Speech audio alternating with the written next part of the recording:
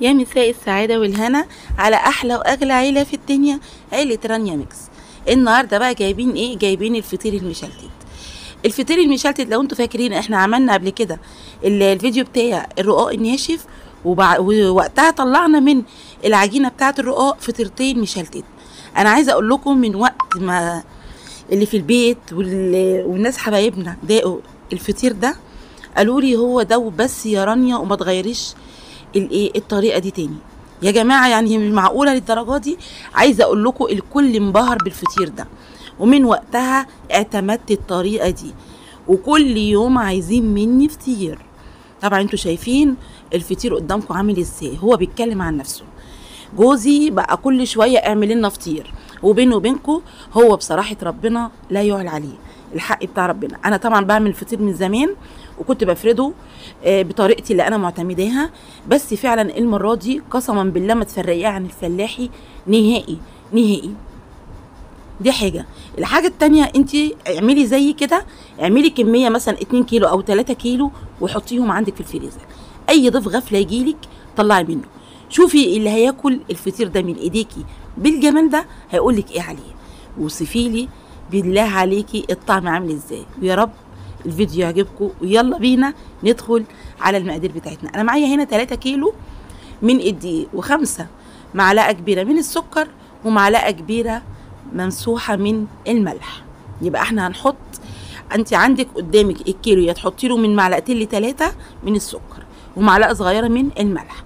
انا هنا على 3 كيلو كلهم جمعتهم، بس حطيت لهم كام؟ حطيت لهم 5 معلقه كبيره من السكر مليانين، ومعلقه كبيره ممسوحه من الملح.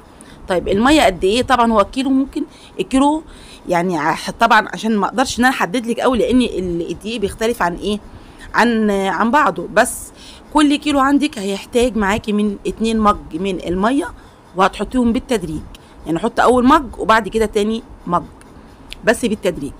انا بقى كيفه الايه، كيفه الرخامه. امسك العجينه بتاعتي واديها ايه، خبطتين حلوين كده، ماشي. اعتبري اللي قدامك دي واحده انتي مش حباها، او واحده عارفه ان هي ما بتحبلكيش الخير، امسكيها وطحنيها زي ما انت عايزه. بعد كده بعد ما لمت معايا، خلي بالك انت ما بتتعبيش فيها، اوعي تتعبي نفسك في العجين، بس هي العجينه تلمي معاكي، وغطيها وسيبيها حوالي نص ساعه او ساعه. تعالي هنا بقى، انا هنا معايا هنا العجينه ما شاء الله كانت ممتازه. شايفين بتمط ازاي معايا؟ كاني قعدت اعجن فيها فوق الربع ساعه، وانا اصلا ما كملتش، يا دوب لمت بس. هقسمها نصين، وبعد ما اقسمها نصين هقسمها انا معايا هنا ايه 3، على اساس ان كل نص يعني كل جزء هيبقى كيلو. انت بقى عايزه تعملي الكيلو بقى على 3 على 4 حسب ما انت عايزه. الحقيقه انا هنا بعد ما كنت ناويه اعمله على 3 رجعت تاني في كلامي، بقيت اعمل جزء كبير وجزء صغير، علشان في ناس حبايبي كنت هديلهم، فقلت خلاص الصغير هيبقى لينا والكبير ايه هخرجه لحبايب قلبي. يلا بس المهم اهم حاجه انت اللي انت عايزاه، التقطيع ده بتاعك انت، الكميه بتاعتك انت عندك تقدري تطلعي من الكيلو، واقسم بالله زي ما بقول لك كده يجي 20 فطيره، تطلعي 10 فطاير براحتك زي ما انت عايزه، على حسب الحجم اللي انت عايزاه، وطبعا على حسب الصواني بتاعتك. انا هعمل معاكم تاني فطير بامر الله، يعني بصوا هقول لكم على طرق تحفه تحفه تحفه. بس تعالوا بس الاول معايا وايه ونخلص التقطيع بتاعنا ده. طبعا الجزء الثاني او الثالث مش فاكره، اللي انا كنت بقطع فيه وبقسمه. هنا زي ما انتم شايفين انا كنت بحاول ان انا اصغر شويه، فما شاء الله كانت عامله معايا كميه حلوه يعني مظبوطه. يعني انا بتهيألي ممكن يكونوا طلعوا معايا حوالي 10 او 12 واحده تقريبا. بعد ما بتقطعيهم كويس قوي قوي، بتروحي جايبه صاج او اي حاجه عندك واسعه، وترشيها شويه دقيق وتحطي، ولازم تغطي كويس جدا جدا. خلي بالكم الكتابه دي من فوق مش من جوه. وبعد كده بسيبها ترتاح حوالي نص ساعه كمان، ويلا بينا بقى عشان ايه نفرد الفطير بتاعنا. طيب انا هنا فردت هنا طبعا رشيت دقيق، انت براحتك تقدري تعمليه بالزبده والزيت او تفرديه بالزيت. خلي بالك انت لو رجعتي لكل الفيديوهات بتاعتي انا كنت دايما بعمله بالزيت، وكان في منتهى السهوله برده، بس انا اللي معرفش ليه الطريقه دي حبيتها جدا جدا جدا. يعني لسه في كمان فيديو كمان هعمله لكم. انا بقى يعني ايه من النوع اللي ما بحط حاجه في دماغي واشوف مثلا حركه في اي فيديو ابقى نفسي قوي قوي اعملها. حتى لو العجينه هيتقطع مني ارجع المه تاني واقول ارتاح مش مشكله. وايه يعني معلش، ما انتوا بصوا معروفين عننا كده الستات مصر شاطرين قوي قوي قوي، وان شاء الله ان شاء الله مفيش حاجه بتقف قدامها. بعد ما بتفردي افردي على قد ما تقدري، معاكي نشابه زي حالاتي افردي بايديكي، افردي انت كده كده مريحه العجينه بتاعتك وهتتفرد معاكي بسرعه. هتجيبي السمنه بتاعتك، طبعا احنا الخليط بتاع السمنه بتاعنا مثلا لو هتحطي مثلا كوبايه من السمنه عليها ربعها زيت، ما تكتريش الزيت عشان ما ينشفش معاكي الفطير.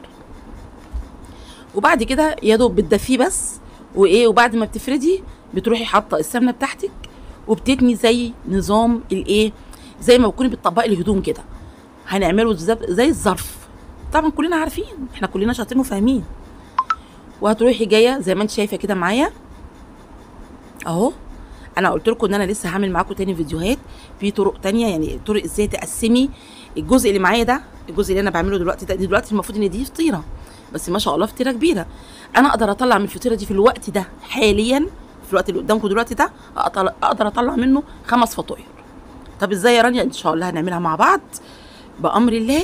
بس بالله عليكي بالله عليكي لو جربتي، لو الفيديو فعلا عجبك اوعي تنسي رانيا باللايك الجميل بتاعك. وبعتذر يا جماعه والله والله انا فعلا في المعجنات ما بعرفش الحاجه بكم، اللبس اللي بكم بيضايقني جدا، وانا عندي ضيق تنفس وحساسيه على صدري، فالموضوع بيبقى صعب قوي بالنسبه لي.